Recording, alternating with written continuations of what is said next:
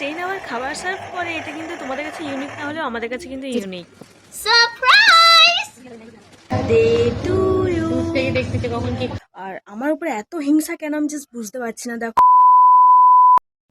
So hey everyone, welcome back to my new blog. তো তোমার সবাই কেমন আছে? আশা করি খুব ভালো আছে। আর আমি গরমে ভালো নেই, একটু খারাপ আছি। তো যাই হোক, দেখো আজকে আমি রেডি হয়ে গেছি তাড়াতাড়ি। আর তাড়াতাড়ি নয়, এখন বাজে 1:30, মানে দুপুর 1:30 বাজে। তো আমি রেডি হয়ে গেছি কি জন্য? কারণ হচ্ছে আমার ফ্রেন্ড রিয়ার বার্থডে সেলিব্রেশন করতে যাবো আমরা, সেই জন্য দেখো আমি রেডি হয়ে গেছি। ওখান থেকে ওরাও আসবে, তো সেই জন্য গিফট কিনতে হবে, কেক কিনতে হবে, অনেক কিছু আছে। তো রেডি হয়ে গেছে, এখন যাব। আর আমরা কোথায় যাচ্ছি না যাচ্ছি তোমাদেরকে অলটা আমি শেয়ার করছি। তো আমাকে কেমন লাগছে অবশ্যই জানিও। আর আমার উপরে এত হিংসা কেন আমি জাস্ট বুঝতে পারছি না। দেখো, আমি কোথাও বেরোলেই এই দেখো, এই দেখো, এই দেখো, এই দেখো, এই দেখো, এই সব বেরিয়ে যায়। এত হিংসা কেন আমার স্কিনের উপর আমি নিজেও জানি না। আমার স্কিনটা হচ্ছে অয়েলি স্কিন, আর এই এত গরমে রোদে যাব। যদি তোমাদের কোনো সানস্ক্রিন ভালো জেনে থাকো তো অবশ্যই কিন্তু আমাকে সাজেস্ট করো। আমি ইউজ করিনি কোনোদিনও, সেই জন্য কোনটা নেবো না আমি জাস্ট বুঝতে পারছি না। তো আর আমি মুখে কিছুই অ্যাপ্লাই করিনি, জাস্ট লিপস্টিক আর আইব্রোতে দিয়েছি। অলরেডি অনেক কিছু বেরিয়ে গেছে, সেই জন্য আমি কিন্তু কিছুই আর দিচ্ছি না।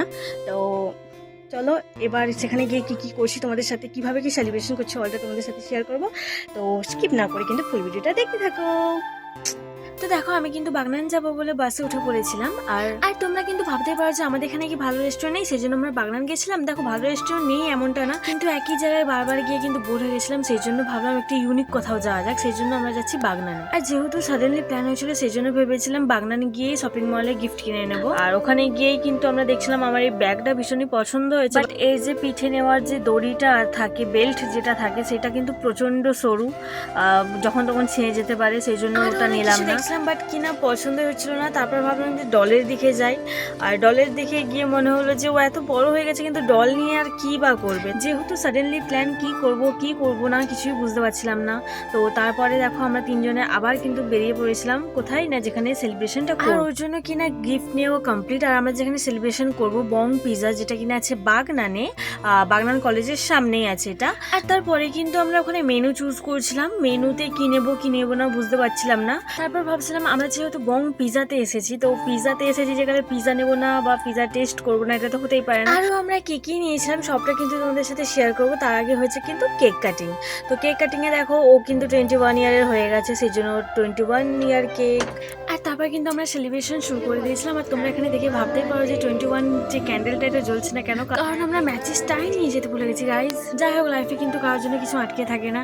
তো এখানে বার্থডে সেলিব্রেশন কমপ্লিট। তারপর আমাকে কেক খাইয়েও দিয়েছে, আর আমাকে গালে দেখো কেকটা লাগিয়েও দিয়েছে। বাট क्या करे, हम भी है बेशरम, इसलिए उसी को खा लिए। যাই হোক, তারপর ওকে দিলাম গিফট সবাই মিলে।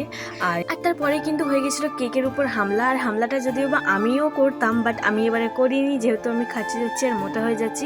সেই জন্য আমি ওদেরকে বললাম যে তোরা আগে নে, তারপর আমি নিচ্ছি। তো দেখো ওদের নেওয়া হয়ে গেছে, তারপর আমি নিয়েছিলাম। আর দেখো লাস্টে নেওয়ার পরও কিন্তু আমাকে জ্বালাচ্ছে, বলছে আমাকে আরো দে। আমি এখানটা ভয়েসটা তোমাদেরকে শোনাতাম, বাট ওখানে যেহেতু গান বাজছিল, ওই গানটাকে আমি দিলে কিন্তু কপিরাইট হয়ে যাবে, আমার পুরো ব্লগটাই কিন্তু নষ্ট হয়ে যাবে কপিরাইট পড়ে গেলে। আর দেখো, এই রেস্টুরেন্টে বেসিক্যালি যেটার জন্য আসা, যে এই ট্রেনে করে খাবার আসাটা। তো দেখো, এখন আমাদের এখানে রেড লাইট ছিল, এখন গ্রিন হয়ে গেছে, যেহেতু আমাদের খাবারটা আসছে ট্রেনে করে। ওই দেখো দূর থেকে কিন্তু ট্রেন আমাদের খাবারটা আনছে।